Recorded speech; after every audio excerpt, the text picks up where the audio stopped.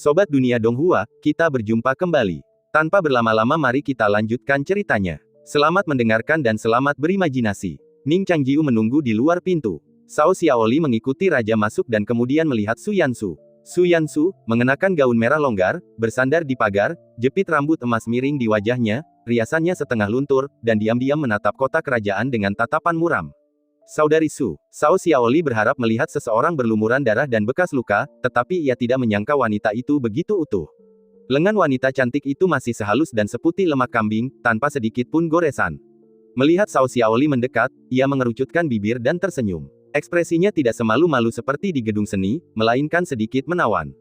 Ia melambaikan tangan kepada Cao Xiaoli. Di belakang Cao Xiaoli, sang raja, mengenakan jubah kekaisaran, berjalan keluar. Su Yansu membungkuk dan memberi hormat, berkata dengan suara lembut, "Yang mulia." Raja mengangguk perlahan, berdiri di balik bayangan dengan keagungan yang tak terlukiskan. "Saudari Su, apakah Anda baik-baik saja?" tanya Cao Xiaoli bingung. Su Yansu tersenyum tipis, setengah bersandar di pagar, dan berkata, "Ini hanya pertunjukan antara Yang Mulia dan saya." "Pertunjukan?" Cao Xiaoli bingung. Su Yansu melirik raja, dan setelah raja mengangguk, ia menjelaskan, seorang iblis bernama Chong Sui telah datang ke kota kerajaan. Chong Sui suka menangkap wanita, terutama wanita cantik. Semakin cantik, semakin ia menyukainya. Menangkap wanita. Cao Xiaoli merinding dan berkata, "Untuk memakannya." Su Yansu tersenyum dan menggelengkan kepalanya, berkata, "Tidak, itu konyol. Dia ingin menikahi mereka dan menua bersama mereka. Itulah sebabnya Chong Sui hanya muncul sekali setiap 100 tahun. Hanya setelah wanita sebelumnya meninggal, ia akan mencari yang baru. Dalam hal ini, ia jauh lebih baik daripada kebanyakan orang." Cao Xiaoli menatap wanita berdandan cantik dari gedung seni. Mata indahnya tampak berkaca-kaca. "Jadi, kau umpannya?" tanya Cao Xiaoli. Su Yansu mengangguk dan berkata, "Ini rencana Yang Mulia. Aku berpura-pura membunuh Yang Mulia dan dijebloskan ke penjara. Chong Sui juga ingin membunuh Yang Mulia. Dengan cara ini, setelah mendengar reputasiku, dia mungkin akan datang ke penjara untuk merampokku, lalu jatuh ke dalam perangkap. Sayangnya, sudah sebulan berlalu, dan dia belum menunjukkan apapun. Mungkin adikku tidak cukup menarik untuk menarik monster sekalipun." Cao Xiaoli mendengarkan dalam diam, tak pernah menyangka akan berakhir seperti ini. Cao Xiaoli berkata, "Kenapa kau tidak memberitahuku?" Su Yansu berkata dengan sungguh-sungguh, "Ini rahasia." Cao Xiaoli menghela napas dan berkata, "Yah, aku senang kau baik-baik saja, Kak." Su Yansu membungkuk, mengulurkan jari merah mudanya, dan menepuk dahinya. Sambil tersenyum, dia berkata, "Kalau kau berdandan, nak, kau sama hebatnya dengan kakakmu. Kau harus berhati-hati di rumah, atau kau mungkin akan diculik oleh Chong Sui untuk dijadikan istrinya." Cao Xiaoli tidak takut. Ia pikir nama Chong Sui menyiratkan sosok monster yang mengejar ketenaran. Monster terbesar di kota Broken Boundary ini seharusnya menjadi bos keluarganya. "Aku tidak tampan," kata Cao Xiaoli dengan penuh kesadaran. Sejak pemanggilan berbahaya itu, Cao Xiaoli seolah kehilangan keanggunan seorang wanita bangsawan. Ia tak pernah berpakaian pantas. Rambutnya selalu acak-acakan, gaunnya polos, dan caranya mengikuti Ning Changjiu kemana-mana, memanggilnya "bos", membuatnya semakin terlihat seperti wanita muda di dunia bawah. Su Yansu tersenyum tipis dan menawan. Ia dengan lembut membelai wajahnya dengan jari-jarinya dan bertanya, "Apakah kau masih memikirkan ibumu?" "Tentu saja tidak," kata Cao Xiaoli, "ayah masih di sini, omong kosong apa yang kau bicarakan." Raja berdiri di belakang mereka, terdiam. Cao Xiaoli tiba-tiba teringat sesuatu dan bertanya, "Di mana pria bernama Wei Yuan itu?" Su Yansu perlahan menoleh dan memanggil dengan lembut, "Ah Yuan." Jauh di dalam kegelapan, seorang pria, dengan pisau di tangan, perlahan muncul. Ia memiliki mata dan alis yang tajam, wajah yang tampan, dan jubahnya terbuat dari kain berharga, tahan air dan api. Namun, wajahnya dipenuhi kesepian yang tak tersamarkan, jauh dari sikap riangnya yang biasa. Ia mengangkat kepalanya dan menatap Su Yansu dengan tenang, pikirannya tak jernih. Sang raja, pada gilirannya, menatap Wei Yuan. Kedua pria itu berdiri dalam bayangan, sementara cahaya dari jendela hanya menyinari Su Yansu. Wanita yang sudah cantik itu tampak semakin cerah, gaun merahnya bagaikan bunga yang mekar, dan ia menyunggingkan senyum tipis, dengan makna yang tak terpahami. Di ruangan yang sunyi, Cao Xiaoli merasakan sedikit niat membunuh. "Salam, Yang Mulia." Wei Yuan, memegang pedangnya, membungkuk, memecah keheningan. Sang raja mengangguk dan berkata, "Berlatihlah dengan pedangmu." Ya, setelah percakapan yang membingungkan ini, Wei Yuan kembali ke dalam kegelapan. Sang raja menatap Cao Xiaoli dalam-dalam dan berkata, "Jika tidak ada yang mendesak, aku akan membawamu keluar." Cao Xiaoli melirik Su Yansu, yang menyesap teh di sampingnya, ekspresinya acuh tak acuh. Jubahnya yang setengah terbuka bermandikan rona salju, sungguh pemandangan yang mempesona. Hati-hati, bisik Cao Xiaoli, lalu mengikuti raja keluar dari istana. Di jalan yang remang-remang, raja tiba-tiba berbicara perlahan, ibumu juga sangat cantik semasa hidupnya. Cao Xiaoli sedikit terkejut, tak yakin mengapa ayahnya berkata seperti itu. Ia tahu ibunya cantik, tetapi semakin cantik, semakin tragis kematiannya. Raja bertanya, berapa umurmu? Cao Xiaoli menjawab, 17. Raja tersenyum dan berkata, aku kira-kira seusia ibumu saat bertemu. Entah kenapa, Cao Xiaoli merasa merinding. Raja berjalan perlahan dan bertanya, bagaimana dengan rohmu? Bagaimana keadaannya? Apakah ia mendengarkanmu? Cao Xiaoli menjawab, tentu saja. Raja tersenyum dan melepaskan cincin logam dari jari manisnya. Ia menyerahkannya kepada Cao Xiaoli dan berkata, jika dia tidak patuh, kau bisa memakaikan ini di tangannya. Cincin ini mengandung kekuatan spiritual yang luar biasa dahsyat yang dapat langsung merampas kehendaknya dan membuatnya patuh padamu. Cao Xiaoli berdiri diam, menatapnya dengan tenang. Wajah mungilnya tampak agak dingin di antara rambutnya yang berantakan. Raja bertanya, untuk apa kau berdiri di sana? Apa kau tidak percaya pada ayahmu? Mereka berjalan keluar dari koridor, dan cahaya bersinar. Di hadapan mereka terbentang sebuah sumur kuno. Ia tiba-tiba mengangkat kepalanya, mengambil cincin itu, dan menggenggamnya erat-erat, berkata, terima kasih, ayah. Raja tersenyum dan berkata, ini putriku. Aku tahu roh itu cukup cerdas, dan bahkan mungkin bisa bercakap-cakap denganmu untuk menghilangkan kebosananmu, tetapi kami di kota alam rusak tidak pernah membutuhkan hal seperti itu. Yang kami butuhkan hanyalah pisau yang bisa. Kata-katanya tiba-tiba terhenti. Cao Xiaoli meraih cincin itu dan mengayunkan lengannya. Cincin itu menghantam tepat ke dalam sumur, menghantam dinding dengan bunyi dentang, lalu terpental ke dalam air. Suara cincin yang mengenai air terdengar sangat jelas di tengah keheningan kota kekaisaran. Cincin logam itu segera tenggelam ke dasar sumur. Ia melangkah maju sendirian. Sang raja memandang kepergiannya dan tersenyum, kau layak mendapatkan darahku. Kau memang berbeda dari ibumu. Darah yang mengalir di tubuhku bukanlah darahmu, melainkan darah seorang jenderal yang telah tiada. Cao Xiaoli berpikir demikian dan perlahan berjalan keluar dari kota kerajaan. Ning Changjiu, yang menunggu di luar pintu, melihatnya keluar dan berbisik, kembalilah.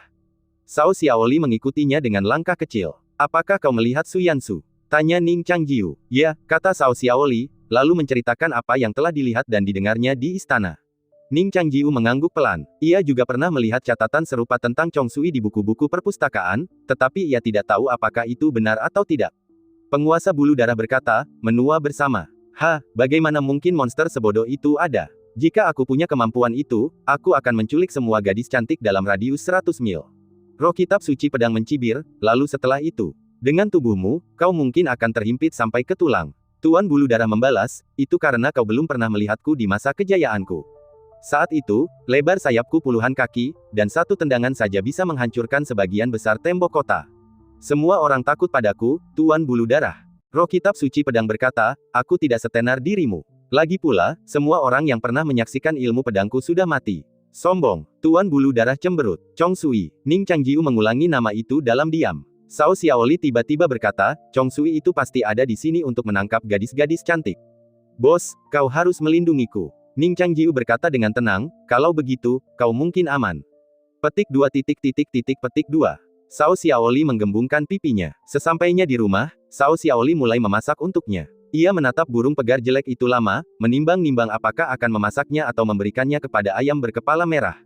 Akhirnya, Bloodfeather Jun akhirnya mendapatkan kulit baru. Namun, kaki burung pegar itu sudah terluka, dan Cao Xiaoli tak kuasa menahan diri. Sebelum memberikan kulit itu kepada Bloodfeather Jun, ia memotong kaki yang terluka itu dengan pedangnya, mengaku sedang menyembuhkannya. Bloodfeather Jun menangis terseduh-seduh, tetapi ia berhasil keluar dari pedang yang patah dan mendarat di tubuh burung pegar yang hilang. Dengan air mata berlinang, ia mencoba menyatukan jiwanya dengan tubuh itu. Awalnya, ia jelas-jelas menolak tubuh itu, bersuara lirih dan melompat-lompat dengan satu kaki di halaman untuk waktu yang lama. Cao Xiaoli menggerogoti kaki ayam itu sementara burung pegar itu berlarian di halaman seperti orang gila. Setelah makan malam, Ning Changjiu berkata, ayo belajar ilmu pedang. Hari ini aku akan mengajarimu jurus terindah. Pelangi putih menembus matahari. Pelangi putih menembus matahari. Mendengar namanya saja, Cao Xiaoli membayangkan pelangi panjang yang membentang di langit, seperti naga putih yang lincah. Ia mengangguk gugup sekaligus bersemangat, lalu berkata dengan cemas, tapi ilmu pedangku sebelumnya tidak terlalu bagus. Ning Changjiu berkata, pelajari saja dan ingat dulu. Meningkatkan ilmu pedang membutuhkan waktu dan usaha, dibutuhkan latihan terus-menerus untuk pertempuran selanjutnya. Cao Xiaoli mengangguk sambil berpikir. Ia menunjuk ke halaman dan berkata, burung pegar liar itu melompat-lompat. Aku tidak bisa berlatih dengan pedangku. Ning Changjiu berkata, berlatih saja. Kalau kau melukainya, cari saja mayat lain. Sue Yujun mencibir, berpikir, hanya dengan pedang patah gadis kecil ini, dia berani melukainya. Itu hanya khayalan. Ning Changjiu berpikir sejenak dan berkata, kalau memang tidak berhasil, kau bisa mengurungnya di dalam sangkar. Mendengar ini, hati Sue Yujun bergetar, dan ia langsung teringat masa-masa menyedihkan ketika ia dibesarkan sebagai merpati pos oleh Zhao Xianger dan makan makanan burung setiap hari. Ia pun segera tenang, berdiri tegap dengan satu kaki. Ia menatap Cao Xiaoli dan berkata dengan serius, jika kau ingin berlatih pedang di masa depan, penguasa abadi ini bisa berlatih denganmu. Paman Ning mengenalku. Aku selalu menjadi guru dan teman yang baik. Ning Changjiu mendengarkan kata-katanya, seolah teringat sesuatu, lalu mengangguk, baiklah, Xiaoli, kau bisa membuat kontrak dengannya dan menjadikannya roh pemanggilmu, agar ia tidak berani mengkhianatimu. Cao Xiaoli melirik ayam jelek berkaki satu itu dengan jijik. Sue Yujun juga protes, tanda tangani kontrak. Tuan Ning, kau tidak percaya padaku, kan? Aku sudah memberimu nasihat dan bekerja keras beberapa hari terakhir ini. Ning Changjiu berkata, di kota kekaisaran, hanya karena Lu Jiajia mengampuni nyawamu bukan berarti aku akan melakukannya. Tentu saja, akan lebih baik jika kejadian hari itu tidak terulang lagi. Sue Yujun berkata sambil menangis, aku baru saja ditipu oleh rubah tua itu. Sekarang aku bertekad untuk menjadi burung yang baik. Ning Changjiu berkata, berhenti bicara omong kosong, tanda tangani kontrak. Maka sore itu, Sue Yujun terpaksa menandatangani kontrak darah, setuju untuk melindungi Cao Xiaoli selama 3 tahun dan tidak pernah mengkhianatinya, kalau tidak, ia akan mengubah darahnya menjadi pisau dan mati dengan mengiris jantungnya sendiri. Meskipun Cao Xiaoli memiliki pengawal, ia tetap tidak puas dengan penampilan ayam ini. Ia berkata, kalau begitu, kumpulkan pahala di masa depan. Bantu aku membunuh monster untuk mendapatkan 1 poin, kirimkan surat untuk mendapatkan 5 poin, dan ketika kau memiliki 500 pahala, aku akan membelikanmu kulit yang indah. Sue Yujun mengepakkan sayapnya tanpa banyak harapan. Di dalam tubuh Ning Changjiu, roh kitab suci pedang mengamati dengan sedikit rasa iri. Ia juga bercita-cita menjadi seperti penguasa bulu darah, mengembangkan roh yang mandiri dan utuh, yang mampu menyatu dengan makhluk apapun dari asalnya. Alih-alih berada dalam situasi saat ini, yang tidak dapat melepaskan diri dari kitab suci pedang aslinya, ia hanya dapat menghuni tubuh makhluk lain seperti parasit. Ramalan Yechu tentang nasib Ning Changjiu menjadi rintangan yang lebih besar baginya. Latihan pedang sore itu pun dimulai. Penguasa bulu darah dengan antusias menjadi rekan tandingnya, tetapi karena baru saja keluar dari pengasingan, ranahnya masih dangkal, dan integrasinya dengan tubuhnya masih agak mendasar. Hanya dalam 1 jam, Cao Xiaoli berhasil memukulnya dan membuatnya terguling-guling. Cao Xiaoli menatap bulu ayam yang berserakan, dengan cemas bertanya-tanya siapa yang akan melindungi siapa. Demi keselamatan, penguasa bulu darah memutuskan untuk tidak memprovokasi penjahat kecil ini sampai ranahnya kembali ke Changsheng. Jadi Cao Xiaoli fokus berlatih jurus pelangi putih menusuk matahari. Meskipun Ning Changjiu telah dengan cermat menjelaskan formula mental, metode sirkulasi energi spiritual, dan titik akupuntur yang dibutuhkan, Cao Xiaoli masih kesulitan menguasai ritme dan napas serangan pedangnya. Setelah seharian menebas, ia masih belum bisa menciptakan pelangi cahaya yang sempurna. Sepanjang malam, Ning Changjiu merawatnya hingga sembuh. Ia percaya bahwa dalam waktu kurang dari sebulan, rasa dingin Cao Xiaoli akan sembuh total. Malam ini, alih-alih meninggalkan kota, ia diam-diam membawa Sue Yujun bersamanya dan menuju perpustakaan. Ia meminta Sue Yujun menjaga atap untuk membantunya mengawasi siapapun yang mendekat, sementara ia menyelinap ke perpustakaan untuk menelusuri dan mencari informasi tentang kota dan sekitarnya. Beberapa rak buku besar dipenuhi buku-buku baru. Ning Changjiu mulai membaca satu persatu, dimulai dari arah pintu masuk. Di antaranya terdapat banyak buku tebal yang sebelumnya ia abaikan karena keterbatasan waktu. 700 tahun sejarah kota alam rusak terekam dengan jelas di perpustakaan ini. Ning Changjiu mengikuti alur waktu setiap buku, membentuk struktur peristiwa yang lengkap di benaknya, secara bertahap mengisinya. Kemudian, dari catatan-catatan di buku-buku ini, Ning Changjiu memilah titik-titik waktu dari beberapa peristiwa besar yang terjadi di kota alam rusak. Buku-buku tersebut menyatakan bahwa jejak pertempuran antar makhluk besar telah ditemukan di luar kota alam rusak, muncul hampir setiap 100 tahun. Pepohonan dan bebatuan di bawah bekas pertempuran ini layu dan membusuk, seolah-olah telah mengalami korosi parah. Gambaran makhluk-makhluk raksasa ini bertarung sangat jarang, dan catatannya agak samar, hanya merujuk pada monster-monster besar yang bersembunyi di ngarai. Namun, karena tim Xing Yuan belum pernah bertemu mereka atau menderita korban jiwa dari mereka, mereka tidak dianggap serius. Namun Ning Changjiu menemukan bahwa waktu kemunculan makhluk-makhluk raksasa ini kira-kira bertepatan dengan kelahiran Chong Sui. Mungkinkah Chong Sui juga salah satu iblis besar ini? Dan siapa yang sedang melawannya? Ning Changjiu menelusuri berkas-berkas itu, tetapi tidak menemukan petunjuk baru. Di luar perpustakaan, penguasa bulu darah, bertengger di atap yang menghadap kota, mengenang masa-masa kejayaannya sendirian di kerajaan Zhao. Kenangan itu begitu nyata. Kini, kota kuno itu terbentang di hadapannya, tetapi segala sesuatu dan orang-orang telah berubah. Ini bukan lagi Zhao, dan ia hanyalah seekor burung iblis yang bertugas jaga, masa depannya tak menentu. Penguasa bulu darah merenungkan pikiran-pikiran ini dengan sedih. Kemudian, matanya tiba-tiba berbinar, kepalanya berputar, seolah menangkap gerakan sekilas dalam kegelapan. Namun, titik itu bergerak begitu cepat hingga lenyap dari pandangan dalam sekejap. Menjelang pagi, Ning Changjiu meletakkan buku terakhir di tangannya. Ini adalah buku di dalam area terlarang. Buku itu tidak hanya mencatat tugas Perdana Menteri dan Raja, tetapi juga secara singkat memperkenalkan Sima Takdir. Siming adalah dewa mitologi yang bertanggung jawab atas kehidupan manusia. Karena orang-orang kuno percaya bahwa kehidupan manusia saling berhubungan dengan bintang-bintang, Siming, dalam arti tertentu, juga merupakan pendeta yang bertanggung jawab atas pergerakan bintang-bintang. Di akhir buku ini, bahkan terdapat dugaan yang ditulis oleh mantan Siming, bintang-bintang di langit mungkin telah mati. Matahari dan bulan mungkin meredup. Akhir hukum semakin dekat, dan segala sesuatu akan lenyap. Setelah perang para dewa, semuanya akan menjadi debu. Tatapan Ning Changjiu terpaku pada kata-kata, perang para dewa, untuk waktu yang lama. Baru ketika cahaya muncul di langit, ia akhirnya meletakkan gulungan itu dan meninggalkan perpustakaan. Seseorang ada di sini tadi malam, kata Sue Yujun langsung setelah melihatnya. Ning Changjiu mengangguk pelan, sepertinya dia bersembunyi dengan baik. Ia sekarang hampir yakin bahwa Siming lah yang telah memikat hantu jahat dari penjara hantu kepadanya. Sue Yujun bertanya, apakah kau tahu siapa dia? Ning Changjiu membalas, siapa lagi? Sue Yujun langsung teringat wanita mengerikan yang satu jurusnya telah mengalahkannya hari itu.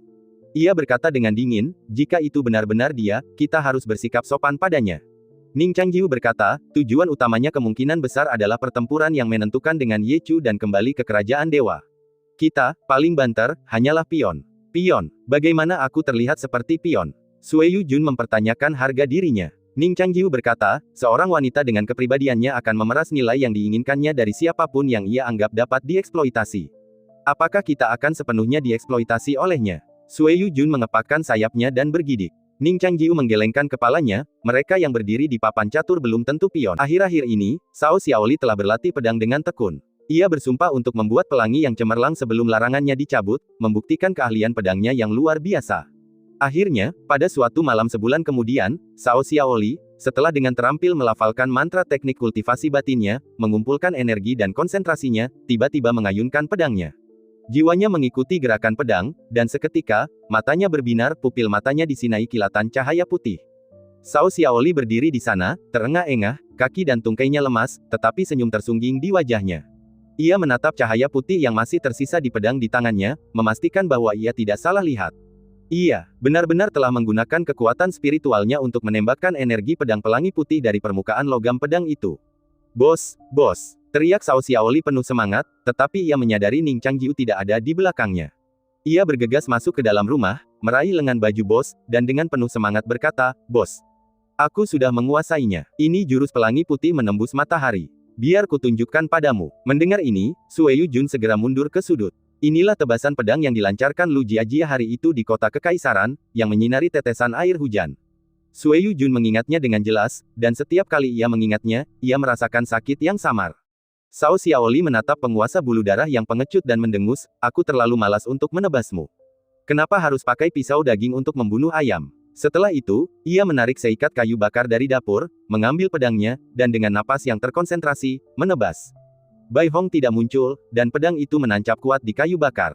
Cao Xiaoli tampak sedikit malu. Ia memutar pergelangan tangannya, dan pedang itu membelah kayu dan terlepas. Sekali lagi, Cao Xiaoli berpikir ia pasti terlalu gugup karena sedang diawasi. Dalam sekejap mata, Cao Xiaoli telah menebas seikat besar kayu bakar, tetapi ia tidak berhasil menggunakan pedang itu lagi. Ia menyeka keringat di wajahnya, tersenyum canggung, dan merasa bangga, berkata, aku selesai menebas kayu bakar lebih awal hari ini, bos. Apa aku sangat rajin? Ning Changjiu mendesah. Dulu ia mengira bakat Ning Xiaoling biasa saja, tetapi sekarang, setelah membandingkannya, ia menyadari bahwa adik junior Xiaoling adalah seorang jenius yang langka. Bagus sekali, puji Ning Changjiu tanpa daya. Cao Xiaoli bertanya, karena aku sudah menguasai jurus pelangi putih menusuk matahari, apa yang harus kulatih selanjutnya? Ning Changjiu menjawab, awalnya, kau seharusnya mempelajari jurus sungai besar memasuki debu selanjutnya, tetapi setiap jurus dalam buku pedang ini bergantung pada jurus sebelumnya sebagai fondasi. Meskipun kau sudah menguasai jurus pelangi putih menusuk matahari, kau masih perlu mengasahnya. Cao Xiaoli menundukkan kepalanya dengan malu-malu, tahu bahwa bosnya tidak ingin meremehkannya, dan dengan sopan mengatakan bahwa jurus pedangnya buruk dan jelek. Ning Changjiu, melihat ekspresi kecewanya, merasa sedikit kasihan padanya dan berkata, bagaimana kalau begini, aku akan mengajarimu jurus pedang lain. Jurus pedang apa? Petik 2. Jurus pedang dari paruh kedua buku pedang amanat surgawi, kata Ning Changjiu. Serangan pedang ini pasti akan membunuh. Saat kau menghunus pedang, jangan pikirkan wilayahmu sendiri atau kekuatan lawan. Kau harus memiliki keyakinan penuh pada diri sendiri dan pedangmu, karena kau menghunus pedang semata-mata untuk membunuh lawan, dan lawan yang kau hunus pedangmu bukanlah manusia sungguhan. Saat kau menghunus pedang, medan spiritualmu seharusnya menjadi lautan hitam, dengan setitik cahaya di dalam kegelapan itu. Itulah kekuatan hidup lawan. Kau hanya perlu menusuk tusukan itu dengan pedangmu. Ning Changjiu memperkenalkan jilid kedua kitab suci pedang dan berkata, sesederhana itu. Kedengarannya, cukup mudah, pikir Cao Xiaoli. Ning Changjiu berkata, kalau begitu, rasakan sendiri dulu. Hah! Cao Xiaoli terkejut. Bagaimana dengan rumus mental, gerakan pedang, dan postur? Ning Changjiu berkata, sebelum mempelajari serangan pedang ini, kau harus meluangkan waktu yang cukup untuk mempercayai pedangmu. Barulah kau bisa menguasainya. Kalau tidak, berapapun waktu yang kau luangkan, itu akan sia-sia. Cao Xiaoli bertanya, apakah kau juga perlu menumbuhkan rasa percaya diri sebelum mempelajari teknik pedang ini? Ning Changjiu menggelengkan kepalanya dan berkata, aku tidak pernah meragukan pedangku. Oh, Cao Xiaoli bergumam pelan. Sue Yujun mendengarkan kata-katanya, tetapi tidak berani berbicara dengan marah. Dalam tubuh Ning Changjiu, roh kitab suci pedang memprotes, apakah kau benar-benar ingin mengajarkan teknik pedang ini kepada gadis kecil ini? Teknik pedang supernaturalku langka dan berharga. Tidak baik bagimu untuk mengajarkannya begitu saja seperti ini. Ning Changjiu tahu alasannya dan berkata, teknik pedang ini tidak terlihat di dunia. Karena hampir tidak ada penyintas yang pernah melihatnya, teknik ini sangat sulit untuk dipecahkan. Apakah kau takut dia tidak cukup terampil dan tidak dapat membunuh musuh dengan satu gerakan, sehingga kau membiarkan seseorang mempelajari teknik pedang ini? Roh kitab suci pedang mendengus dingin, kau bertanya meskipun kau tahu jawabannya. Ning Changjiu berbisik, jangan remehkan dia. Ada api di hatinya. Yang kurang darinya sekarang hanyalah sebuah kesempatan. Roh kitab suci pedang berkata, kau tidak jatuh cinta pada gadis muda ini, kan? Ning Changjiu berkata, aku hanya merasa tidak bisa selalu makan dan hidup gratis. Oh, alasan. Kalau kau punya waktu untuk melakukan hal-hal tak berguna ini, sekalian saja kau pikirkan cara untuk menghadapi Siming, kata roh kitab suci pedang. Ning Changjiu berkata, aku selalu merasa dia terus-terusan menatapku. Kau sentimental. Roh kitab suci pedang mencibir. Ning Changjiu menggelengkan kepala dan berkata, pernahkah kau mendengar cerita ini? Seekor keledai datang dari tempat yang sangat jauh dan sedang makan rumput di kaki gunung. Harimau hitam di gunung itu belum pernah melihat keledai sebelumnya, jadi awalnya ia mengira keledai itu monster.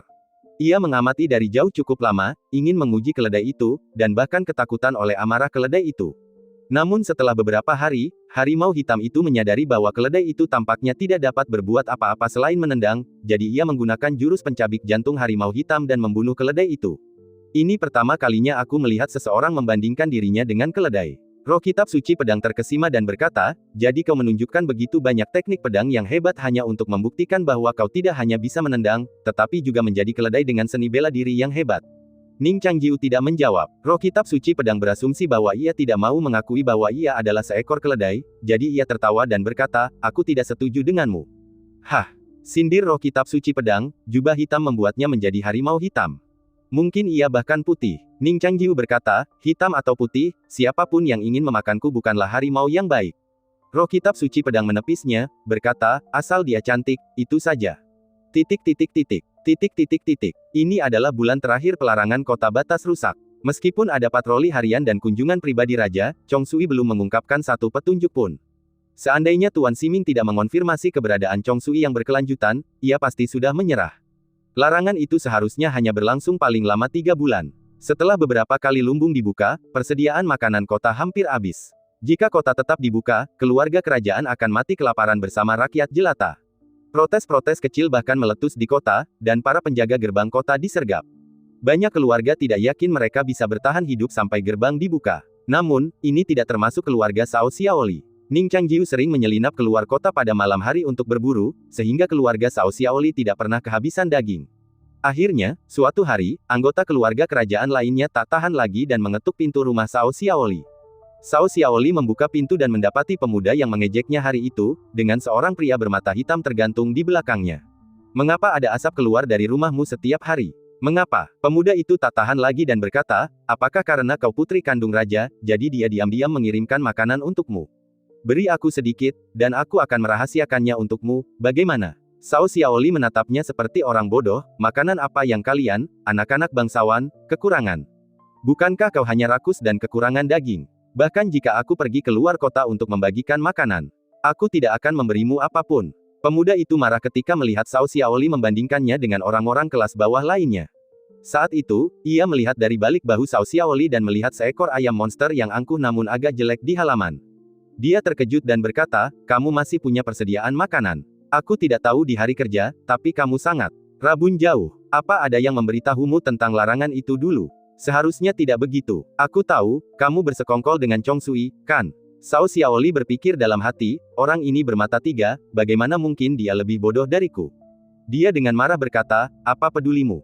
Berhentilah menghina di sini. Jika kamu benar-benar tidak puas, pergilah langsung ke kota kerajaan dan beritahu ayahku. Aku akan lihat dia akan berpihak pada siapa." Anak laki-laki bermata tiga itu berkata, "Roh suciku memiliki mata surgawi. Aku baru saja melihatnya. Dahimu hitam, pertanda buruk tahun ini." Sambil berbicara, Cao Xiaoli menyingsingkan lengan bajunya dan berkata, "Kurasa kau siap mati." Pemuda bermata tiga itu tidak menunjukkan rasa takut. Mereka yang berada di dalam keluarga kerajaan umumnya memahami wilayah kekuasaan masing-masing, dan ia yakin ia mengenal Cao Xiaoli luar dalam. Gadis ini baru menguasai pedang ilahi Beiming di tingkat keempat atau kelima. Apa yang mungkin bisa ia capai? Ia hanyalah macan kertas untuk menakut-nakuti orang. Tidak seperti bakatnya yang luar biasa, ia telah menguasai seni pedang Tongtian hingga tingkat ketujuh. Maka, keduanya, yang masing-masing enggan menyerah, pun bertarung. Aturan keluarga kerajaan melarang perkelahian, dan pemuda bermata tiga itu tidak ingin meninggalkan bekas luka, jadi ia tidak menggunakan kekuatan penuhnya, hanya menghunjamkan pedangnya ke arah Cao Xiaoli, berharap untuk menakut-nakutinya. Namun pemuda bermata tiga itu langsung terkejut. Cao Xiaoli menatapnya tajam. Saat ia menghunjamkan pedangnya, ia tampak telah mengantisipasi arah pedangnya. Ia menghindar ke samping, menghindari bilah pedang, lalu menghunjamkan telapak tangannya, tepat di tenggorokannya.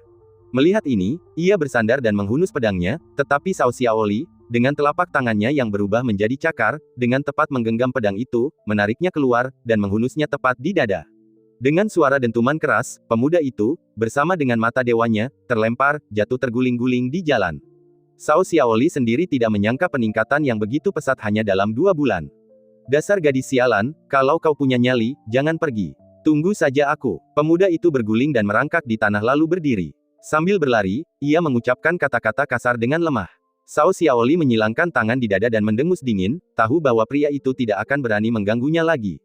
Tepat saat ia hendak menutup pintu, suara seorang wanita dengan suara lembut terdengar.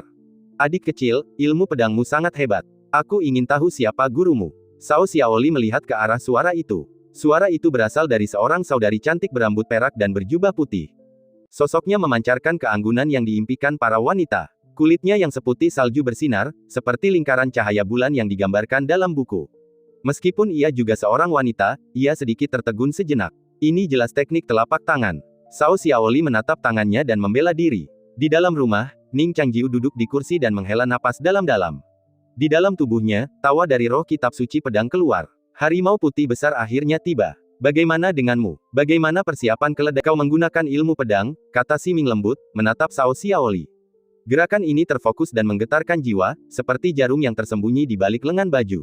"Ilmu pedang yang sangat hebat. Aku ingin tahu siapa yang mengajarimu ini." Cao Xiaoli belum pernah melihat wanita sebelumnya. Garis-garis wajahnya selembut patung, dan rambut peraknya yang lembut, bagai katun terbaik, tergerai rapi, lalu melekat pada garis-garis tubuhnya, sebagian lurus ke punggungnya, sebagian lagi tergerai di sepanjang lekuk dadanya yang gagah. Jubah hitamnya juga tidak sepenuhnya hitam. Jubah itu samar-samar dihiasi garis-garis perak, terkubur dalam, samar-samar menguraikan pola lengkap yang tak bisa dilihat Cao Xiaoli dengan jelas. Kemunculan wanita itu yang tiba-tiba membalikkan pemahamannya. Ia merasa bahkan Suster Suyansu yang menawan pun tampak seperti pemerah pipi dan bedak dibandingkan dengan wanita di depannya. Cao Xiaoli kembali tenang. Tentu saja, ia tak bisa mengkhianati bosnya. Ia menjawab dengan gugup, "Aku mempelajari ilmu pedang ini secara otodidak." Siming tersenyum, "Kau sungguh berbakat, adikku. Cao Xiaoli, tak yakin apakah ia kawan atau lawan, diam-diam mundur ke balik pintu dan bertanya, ada yang bisa kubantu, adik? Sambil berbicara, ia melirik sekilas dan kembali tertegun. Sebelumnya ia pernah bertarung dengan pemuda bermata tiga, yang terlempar ke jalan lalu meluncur turun, menabrak dinding seberang. Asap dan debu yang menggantung di dinding itu membeku di udara setelah kemunculan wanita berambut perak itu. Terkejut, Cao Xiaoli segera mengalihkan pandangannya, menatap ke seberang jalan yang panjang. Tak ada yang bergerak, tak ada angin sepoi-sepoi, tak ada gemerisik dedaunan, tak ada kerlip lentera. Semuanya tampak membeku, setenang kematian. Cao Xiaoli pernah mendengar tentang dewa yang dapat memanipulasi yin dan yang dan membalikkan waktu dengan telapak tangan mereka. Ia mengira itu hanya legenda, tetapi kini sang dewi benar-benar muncul di hadapannya. Cao Xiaoli menggaruk rambutnya yang kusut dan ujung roknya, yang sedikit kotor karena latihan pedang, merasakan gelombang rasa rendah diri. Lengan baju wanita itu seakan naik turun mengikuti gelombang waktu, perlahan dan lembut. Matanya yang lembut menatap Cao Xiaoli, ia berkata, aku hanya memperhatikan ilmu pedangmu yang mengagumkan dan tertarik pada bakatmu. Maukah kau ikut denganku? Aku bisa mengajarimu ilmu pedang yang 100 kali lebih kuat daripada yang terkuat di kota batas rusak. Suaranya terdengar lembut di telinganya, memikat dan memikat. Ekspresi Cao Xiaoli tampak linglung, dan kaki yang telah mundur ke ambang pintu tanpa sadar melangkah maju. Ilmu pedang, tanya Cao Xiaoli tanpa sadar. Siming mengangguk, aku bisa membawamu keluar dari kota batas rusak, mengajarimu cara mengendalikan kehidupan orang lain, memberimu kehidupan abadi di sungai waktu, dan membantumu mempertahankan siapapun yang kau inginkan. Mempertahankan siapapun yang kau inginkan. Mata Cao Xiaoli berbinar. Siming tersenyum dan mengangguk. Ia mengulurkan tangannya yang mulus bak giok, telapak tangannya menghadap ke atas, jari-jarinya sedikit ditekuk, dan melambaikannya dengan lembut. Ikuti aku, katanya. Cao Xiaoli benar-benar mengikuti tangannya yang memberi isyarat lembut. Baru 2 langkah, Cao Xiaoli merasakan gelombang kekhawatiran. Ia berhenti, tatapannya kembali dipenuhi penolakan. Siming berkata perlahan, tidak percaya. Aku. Cao Xiaoli menatap wajahnya, sebuah suara di hatinya berkata, bagaimana mungkin adik secantik itu berbohong? Persis seperti bos yang tak pernah berbohong padaku. Benar, bos. Ia ragu sejenak, lalu menoleh ke arah rumah. Siming mengikuti tatapannya. Apa yang kau inginkan dariku? Ning Changjiu muncul tak jauh di belakang Cao Xiaoli. Pakaian putihnya, yang dicuci tangan oleh Cao Xiaoli sendiri, bersih tanpa noda dan membawa aroma tanaman dan pepohonan. Ning Changjiu perlahan berjalan keluar dan menatap wanita berambut perak yang mengaku sebagai pelayan Siming. Wanita berambut perak itu juga menatapnya dan tersenyum, Tuan muda, aku tak menyangka kau juga ada di sini. Sudah hampir 3 bulan sejak terakhir kali kita berpisah, dan kau belum datang menemuiku. Ning Changjiu berkata, masuklah dan ceritakan padaku. Cao Xiaoli terkejut ketika mendengar percakapan mereka. Ia berpikir, kapan bosnya berhubungan dengan adik secantik itu? Dia benar-benar menyembunyikannya dariku. Mungkinkah dia pergi menemuinya saat aku sedang tidur? Kalau begitu, bukankah aku harus menjadi pelayan mereka di masa depan? Cao Xiaoli berdiri di antara mereka dan tiba-tiba merasa sedikit berlebihan. Ia tak kuasa menahan diri untuk menggaruk wajahnya pucat pasi. Ketika Ning Changjiu berbalik, ia menepuk bahunya dan berkata dalam bahasa bibir, hati-hati. Siming sedikit mengangkat ujung jubah hitamnya, melangkah pelan melewati ambang pintu yang tidak terlalu tinggi, dan mengikuti Ning Changjiu ke halaman. Penguasa bulu darah berjongkok seperti ayam tua, berteduh di bawah pohon di halaman. Melihat wanita berambut perak mendekat, ia melompat ke atas pohon seolah-olah telah melihat musuhnya, bersembunyi di antara dedaunan tipis, berpura-pura menjadi burung yang lewat. Siming meliriknya dengan lembut dan berkata, ayam ini terlihat familiar. Ning Changjiu berkata, ayam ini sedikit lebih kurus sekarang. Lain kali kau datang, mungkin aku bisa membuatkanmu sup. Siming menyipitkan mata dan tersenyum, keramahan tuan muda sungguh luar biasa. Ning Changjiu berhenti sejenak, berbalik, dan kerutan perlahan terbentuk. Siming berdiri anggun di halaman, satu tangan di belakang punggung, tangan lainnya terbentang di dada. Di telapak tangannya, beberapa benang emas tipis terbentang. Ning Changjiu tetap diam. Ini adalah formasi yang telah ia pasang di halaman. Itu adalah formasi yang sama yang diam-diam ia tanam pada hari Ning Xiaoling dirasuki. Ini adalah formasi jaring sutra emas. Legenda mengatakan bahwa pada zaman dahulu, para biksu mengubur benang emas di dasar sungai untuk menjebak naga. Formasi ini sangat kuat. Formasi hari ini puluhan kali lebih kuat daripada yang menjebak Ning Xiaoling hari itu.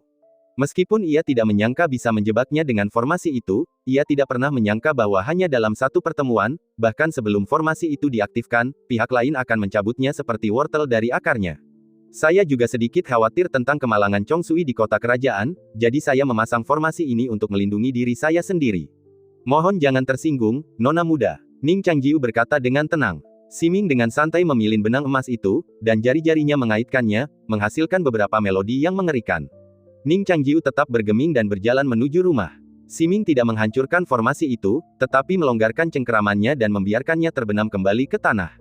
Ia mengikuti Ning Changjiu ke dalam. Ketika mereka sampai di pintu, ia dengan santai mengupas kertas jimat yang menguning dan telah diubah, lalu membuka lidah lonceng kuningan di bawah pintu sebelum masuk. Ning Changjiu tampak tenang, tetapi hatinya tegang. Taktik yang telah ia terapkan selama beberapa hari terakhir telah dengan mudah digagalkan oleh lawannya. Tak satu pun dari mereka berbicara sepatah kata pun, sebuah pemahaman diam-diam. Siming bertubuh ramping dan berjalan perlahan. Sambil berjalan, ia membersihkan piring-piring di atas meja dan menyusunnya satu per satu. Dia bisa lihat semangkuk air ini yang menyebabkan kutukan. Roh kitab suci pedang tak kuasa menahan diri dan bergumam dalam hati. Setelah Siming membersihkan piring-piring, ia mengambil kemoceng dan membersihkan sarang laba-laba di dinding. Ia juga membersihkan kumbang bercangkang merah yang bersembunyi di balik bayangan. Kumbang itu ketakutan dan lari ke celah pintu. Di tengah perjalanan, tubuhnya cepat membusuk dan berubah menjadi abu, lalu Siming menggunakan kemoceng untuk mengguncangnya pelan-pelan. Tidak mungkin, kita memancing cacing mayat darah ini keluar dari es di padang salju. Cacing ini sekeras batu, tahan air dan api, bahkan pedang pun tak mampu membunuhnya. Ini, roh kitab suci pedang juga tampak seperti melihat hantu. Penguasa bulu darah, bersembunyi di pohon di luar rumah, diam-diam berpikir, kemoceng ini memang terbuat dari buluku, sungguh menakjubkan. Setelah membersihkan cacing mayat darah, Siming tertarik pada beberapa lukisan di dinding. Ia berjalan ke lukisan-lukisan baru itu, tatapannya seolah terhanyut oleh kanvas-kanvasnya. Ini adalah gulungan spasial karya Ning Changjiu, yang terinspirasi dari keahlian Zhang Qiyu. Keempat gulungan itu tampak terpisah, namun sebenarnya merupakan satu kesatuan yang kohesif. Di dalam gulungan-gulungan itu terdapat ruang untuknya bersembunyi, dan juga ruang untuk orang lain di penjara. Namun, lukisan ini pun tak luput dari tatapan Siming. Sapuan kuas Tuan Muda sungguh indah, dan semangat serta pesonanya sungguh memikat. Jika Anda mengatakan ini adalah karya terbaik di dunia, saya tidak akan meragukannya. Namun, cara gulungan ini ditampilkan sungguh tidak menarik, kata Siming perlahan. Kemudian, ia mengulurkan tangan dan menggeser gulungan-gulungan itu. Konsepsi artistik yang dulu terhubung kini terputus. Meskipun keempat lukisan itu masih mengandung hukum ruang, hukum-hukum yang hancur ini tak lagi menjadi ancaman baginya. Ini benar-benar iblis wanita, kata roh kitab suci pedang, sepertinya kau, keledai, hanya bisa menatap kosong. Hati Ning Changjiu mencelos. Ia tahu bahwa pihak lain sedang menghancurkan situasi yang telah ia ciptakan satu persatu, tanpa tergesa-gesa maupun lambat, sebuah proses yang juga perlahan menggerus hati daunnya. Siming tersenyum tipis. Di ruangan yang tidak terlalu mewah ini, sosok rampingnya tampak semakin anggun. Ia merapikan barang-barang lain di ruangan itu. Kini, saat ia merapikan, ia tampak sangat lembut, seperti istri yang telah menikah dengan baik dan hidup bersama selama bertahun-tahun. Temperamennya lembut, melunak seiring bertambahnya usia, tetapi pipinya masih memancarkan wajah cantik masa mudanya. Sesekali ia membungkuk, sosoknya yang ramping namun montok tampak sangat tegap, dan sulit membayangkan kecantikan seperti apa yang terbungkus jubah hitam itu. Siapapun yang melihat wanita seperti itu mungkin akan merasa ingin menjadikannya istri mereka sendiri. Namun tatapan Ning Changjiu tetap tenang. Ia memperhatikan gadis itu sedikit membungkuk saat ia mengumpulkan dupa dan lilin dari lantai, lalu berkata dengan tenang, ikut aku ke dalam rumah. Siming perlahan bangkit, sehelai rambut jatuh dari belakang telinga ke pipinya. Ia menyisipkannya dengan tangan, kepalanya sedikit tertunduk, tampak sangat anggun. Tuan muda, apakah Anda mengundang saya? Ning Changjiu diam-diam melantunkan mantra penjernih hati sambil berjalan langsung masuk ke dalam rumah. Siming mengikutinya. Ini seperti kamar tidur wanita, kata Siming, mengamati sekeliling. Ning Changjiu mengangguk dan berkata, ini kamar ibu Xiaoli. Setelah ibunya meninggal, kamar ini dikosongkan untukku. Siming bersenandung pelan, lengan bajunya terkulai, langkahnya tanpa suara. Sosok rampingnya melayang melintasi ruangan seperti hantu, cahaya yang menembus kertas jendela jatuh di rambut peraknya yang halus, menciptakan lingkaran cahaya redup. Ning Changjiu menuangkan semangkuk air untuknya dan berkata, Nona muda, silakan duduk. Siming duduk, matanya menatap Ning Changjiu dengan lembut, sedikit tersenyum. Ning Changjiu langsung ke intinya dan berkata, Nona, apa yang membawamu ke sini untuk mengunjungiku kali ini? Siming berkata dengan marah, beraninya kau bertanya padaku. Lebih dari 2 bulan yang lalu, aku memberimu sebuah token dan memintamu untuk datang ke Istana Roh Bintang untuk bertemu guruku. Guruku menunggu begitu lama, tetapi kau tidak datang. Namun, guruku mengatakan kepadaku bahwa di zaman kuno, untuk mencari makhluk abadi, seseorang harus keluar dari gunung 3 kali untuk berkunjung. Jadi dia memerintahkanku untuk datang lagi dan mengundangmu ke Istana Roh Bintang untuk mengobrol. Ning Changjiu berkata, bukannya aku tidak ingin pergi, tetapi aku benar-benar tidak dapat menemukan lokasi Istana Roh Bintang. Siming menutupi bibir bawahnya pelan, seolah baru tersadar, tersenyum meminta maaf, berdiri dengan lembut, membungkuk kepada Ning Changjiu, dan meminta maaf, Istana Roh Bintang berbeda dari Istana Kerajaan Sekuler.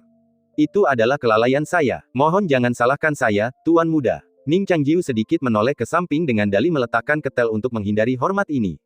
Siming duduk kembali, mengulurkan jari-jarinya yang ramping dan tak tertandingi, dan berkata, jika Anda bersedia, saya bersedia membawa Anda ke istana untuk bertemu Tuan kami. Ning Changjiu berkata, jika Tuan Anda ingin mengatakan sesuatu, tolong katakan padaku. Mengapa repot-repot? Siming berkata, monster Chong Sui masih mengintai di kota ini. Setiap kata yang kita ucapkan mungkin didengar olehnya. Hanya istana Xingling yang terisolasi dari dunia dan dapat membahas beberapa hal penting.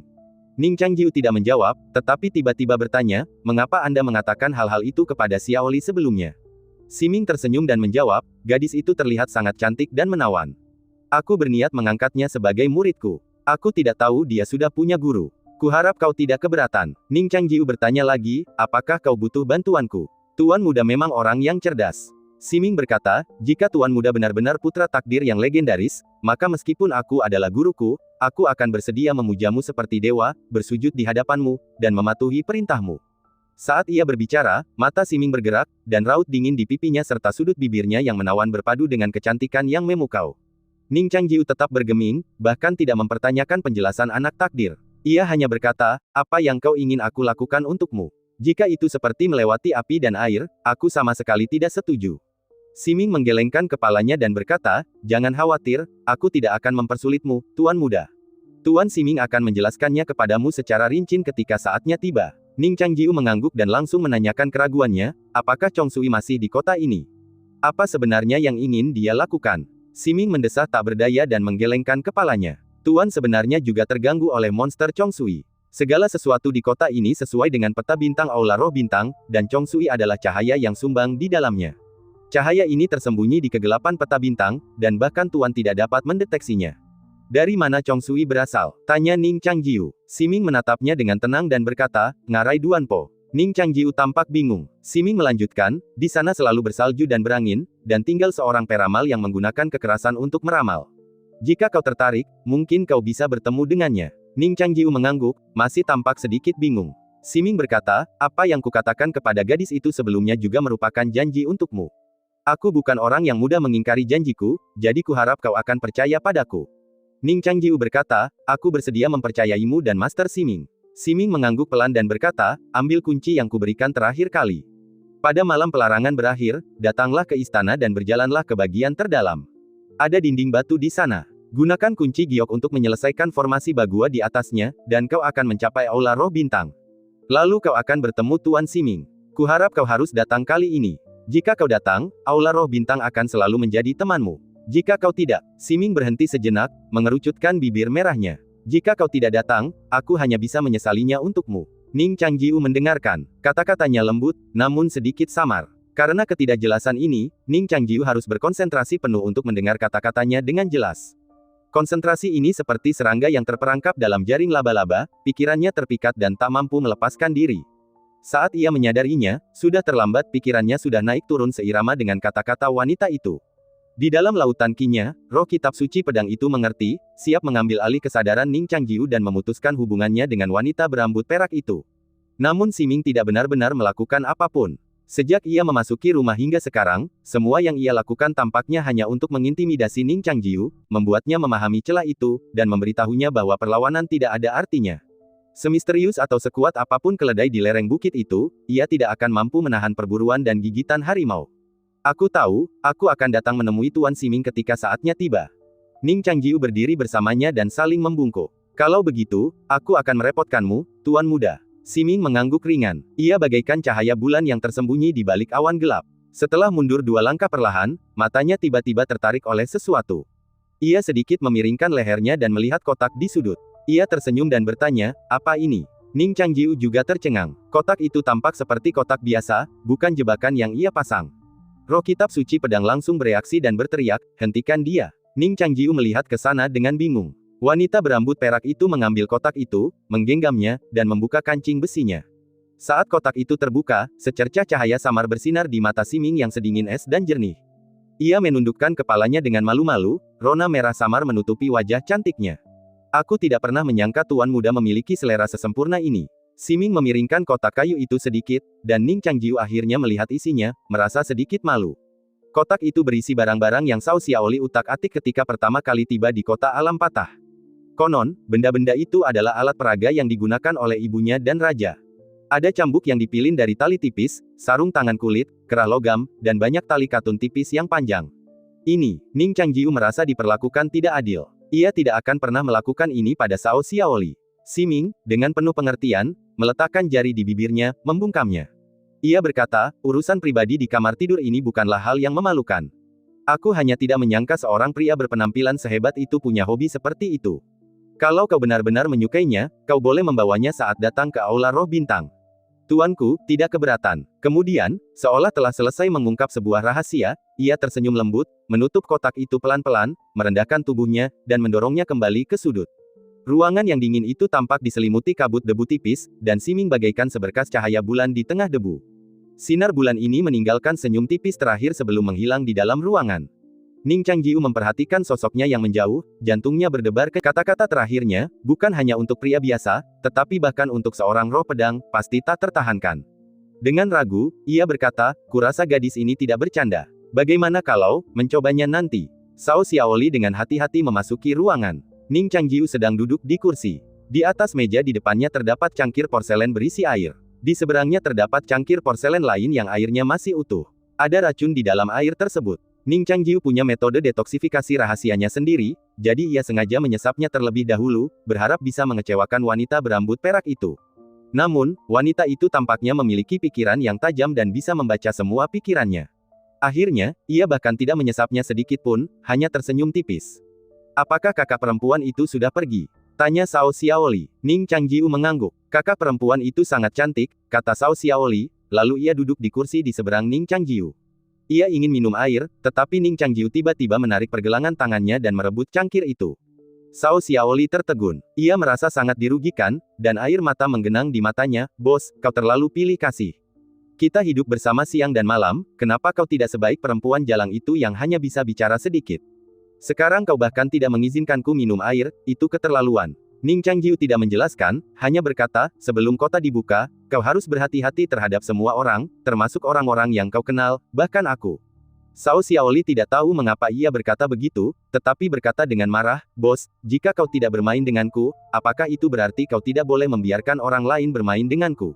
Ning Changjiu menatapnya dan berkata, dilarang. Pada hari perintah berakhir, sesuatu yang besar mungkin terjadi di kota. Cao Xiaoli menyeka matanya dan berkata, apakah kakak perempuan itu memberitahumu itu? Ning Changjiu berkata, singkatnya, kau harus berhati-hati. Ilmu pedang yang kau pelajari dan tingkatan wilayah yang telah kau tingkatkan dalam 2 bulan terakhir sudah cukup bagimu untuk melindungi dirimu sendiri di kota.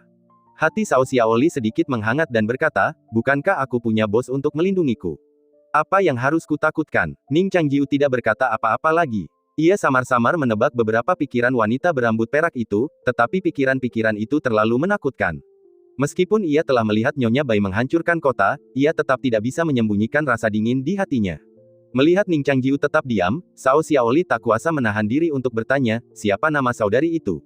Ning Changjiu tidak menyembunyikannya, mungkin namanya Siming. Siming. Cao Xiaoli sedikit terkejut. Apakah ada orang bermargasi di dunia ini? Ning Changjiu teringat pada kakak perempuan keempatnya dan berkata, iya. Cao Xiaoli menggumamkan, oh, dan bertanya, apa yang baru saja dilakukan bos di kamar bersama saudari peri itu? Saat berbicara, mata Cao Xiaoli menajam dan ia melihat sekilas kotak kayu di sudut ruangan. Kotak itu tampak telah dipindahkan. Kata-katanya terhenti, dan serangkaian gambaran muncul di benaknya. Ini, ia tak bisa membayangkan saudari peri, seanggun bunga kamelia dan sejernih mata air segar, merendahkan diri, mengacak-acak pakaiannya, dan menggunakan benda-benda itu bersama sang bos. Wajah gadis itu memerah karena malu. Ia berbisik, bos benar-benar keterlaluan, lalu segera berlari keluar ruangan. Roh kitab suci pedang naik turun di lautan Qi, tertawa terbahak-bahak. Ning Changjiu terlalu malas untuk mengurusi hal-hal ini. Ia memanggil penguasa bulu darah dan memberinya beberapa instruksi untuk latihan pedang Cao Xiaoli.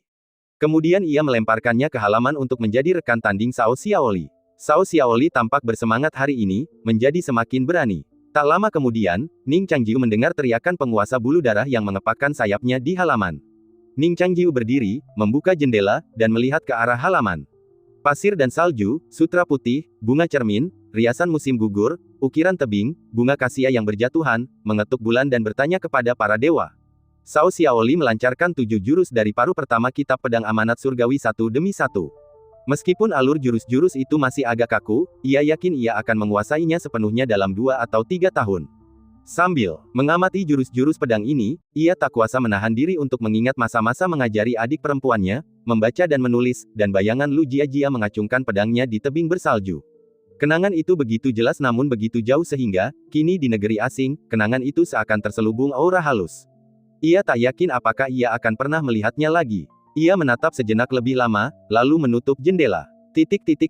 Menjelang hari pembukaan kota, seluruh kota kerajaan digeledah secara menyeluruh.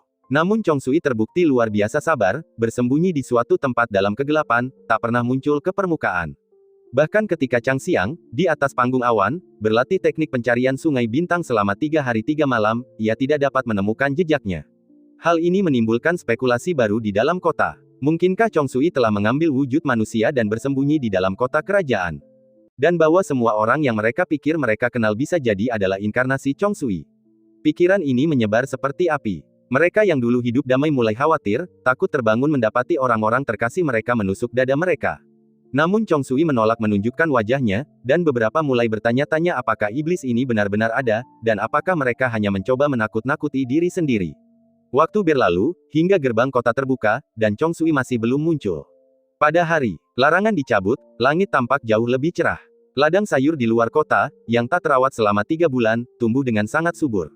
Bahkan penguasa bulu darah pun bersemangat, berteriak bahwa ia ingin pergi ke dataran es dan melempar bola salju. Namun, hati Ning Changjiu tak kunjung cerah seiring cuaca. Karena ada pertemuan dengan Siming malam itu, Cao Xiaoli sempat izin dari operasi pembersihan hutan belantara dengan alasan sakit. Malam harinya, Ning Changjiu berdiri di halaman, menatap langit. Ini sudah bulan ketiga sejak ia tiba di kota Broken Boundary. Jika ia berada di luar, cuaca akan menjadi awal musim gugur ketika cuaca berubah dingin. Festival benih teratai di kota Liantian mungkin sudah berlalu, dan bunga-bunga teratai di kolam mungkin sudah mulai layu, berubah menjadi genangan bunga layu dan daun-daun berguguran. Senja telah tiba, dan langit di atas kota Broken Boundary tak lagi dipenuhi awan kemerahan. Langit selalu tertutup warna keruh dan berkabut. Cao Xiaoli memandangi profilnya, tak mengerti apa salahnya bertemu dengan saudari cantik itu. Mungkin ia bahkan bisa mendapatkannya kembali sebagai istrinya. Namun, sang kakak tampak seperti sedang memikirkan sesuatu. Ia tahu bahwa para dewa di Abyss of Time semuanya bereinkarnasi. Mungkinkah sang kakak juga sedang memikirkan istrinya di kehidupan sebelumnya? Sambil memikirkan hal ini, ia mengayunkan pedang di halaman. Pelangi putih melintasi halaman, bermandikan cahaya senja, bagai kepulan asap. Kali ini, tim Xing Yuan melaju dengan sangat mulus. Terlebih lagi, ketidakhadiran Wei Yuan justru mengobarkan semangat banyak orang yang sebelumnya tertahan. Sambil membawa panji-panji dan semangat mereka menuju Gletser dengan sekuat tenaga, bertekad untuk mengukir sejarah sendiri. Mereka berasumsi bahwa dalam 3 bulan terakhir, monster yang tak terhitung jumlahnya akan berkembang biak di antara tebing-tebing. Namun, begitu mereka meninggalkan kota, mereka mendapati keheningan yang nyaris mematikan di dalam ngarai. Monster-monster yang pernah mendatangkan malapetaka telah lenyap, dan setelah pencarian yang lama, hanya sedikit yang terlihat. Banyak bunga pemakan manusia di tebing telah layu, hanya menyisakan satu batang hijau yang menyemburkan sarinya. Ular api di dalam tebing hitam tampak punah, dan bahkan yang mereka lihat hanyalah ular-ular muda, membuat para kultivator yang paling sombong pun enggan menyerang mereka. Pohon-pohon yang menjulang tinggi di hutan abu yang mati tampak menipis. Di balik hutan abu, terdapat lusinan jurang yang tak berujung. Dulu, tempat-tempat ini sangat berbahaya, terutama lembah berkabut, tempat serangga-serangga yang bersembunyi di sana sangat beracun. Kecerobohan sekecil apapun dapat mengakibatkan keracunan, amputasi paksa, atau bahkan kematian. Lembah berkabut ini telah menunda kedatangan mereka selama beberapa dekade. Namun kini, lembah itu benar-benar datar. Serangga-serangga, yang ketakutan oleh suara manusia, mundur ke celah-celah bebatuan, tak berani muncul. Hal yang sama berlaku untuk lembah tandus dan dataran serta rawa-rawa di baliknya. Jalan setapak ini, yang dulu ditempa melalui pertempuran, kini terasa seperti perlombaan, ujian stamina murni. Di garis depan berdiri seorang pemuda, membawa pedang berat dan mengenakan topeng setengah badan. Separuh wajahnya yang lain memiliki bekas luka yang dideritanya akibat racun di lembah berkabut, dan luka itu masih belum sembuh. Ia telah menanggung banyak ejekan atas penampilannya selama bertahun-tahun, Tetapi hari ini, jika ia dapat menancapkan benderanya di atas es, ia akan menjadi pahlawan terhebat selama beberapa dekade. Semua ejekan akan berubah menjadi pujian dan kekaguman, dan ketenarannya bahkan akan melampaui Wei Yuan. Ia menghunus bendera di belakangnya. Saat itu, sesosok tiba-tiba melewatinya. Pemuda itu terkejut, lalu langsung mengenalinya. Roh sosok itu memiliki kekuatan biji sesawi, yang mampu menyerap banyak benda dan memadatkannya menjadi wujud seukuran biji. Pemuda itu menyadari bahwa sosok itu sebelumnya telah memadat menjadi biji sesawi dan bersembunyi di dalam dirinya. Kini, menjelang garis finish, ia tiba-tiba muncul kembali dan melarikan diri. Pemuda itu berlari dengan penuh semangat, dan kekuatannya tentu saja tidak sebesar dirinya sendiri, yang telah beristirahat di sepanjang jalan. Ia menyaksikan tanpa daya ketika pria tak tahu malu itu berlari ke atas es dan menancapkan bendera, tak mampu menahan deru amarah dan kebencian. Namun kemudian, pemuda itu menyadari bahwa sosok itu, meskipun menjadi yang pertama menancapkan bendera di atas es, menatap kosong ke depan, wajahnya tanpa kegembiraan. Pemuda itu berlari di belakangnya, hendak menegurnya dan memulai perkelahian, tetapi tak lama kemudian, ia pun terdiam. Lapisan salju tebal menutupi dataran es di hadapan mereka, dan di dalamnya terdapat deretan jejak kaki yang mencolok. Jejak kaki itu terbentang tepat di depan mata mereka, selurus deretan bibit padi yang ditanam rapi. Apa ini? Ia meraih salju, meraba jejak kaki itu, lalu melambaikan tangannya, mencoba menghapusnya. Jejak kaki siapa ini? Aku jelas sudah di sini lebih dulu, bagaimana mungkin seseorang sampai di sini sebelum aku? Siapa ini? Kenapa dia tidak menancapkan benderanya sendiri? Pria itu meraung seperti orang gila, mengulurkan tangan berulang kali, mati-matian berusaha menghapus jejak kaki dari salju. Pemuda di belakangnya, yang telah dijebak, justru menjadi tenang. Ia memandangi jejak yang menyebar dan berkata, ini pasti jejak kaki iblis. Ujung padang es ini mungkin bukan surga, melainkan api penyucian tempat iblis tinggal. Dan cerita pun berakhir, nantikan cerita selanjutnya. Terima kasih telah mendengarkan.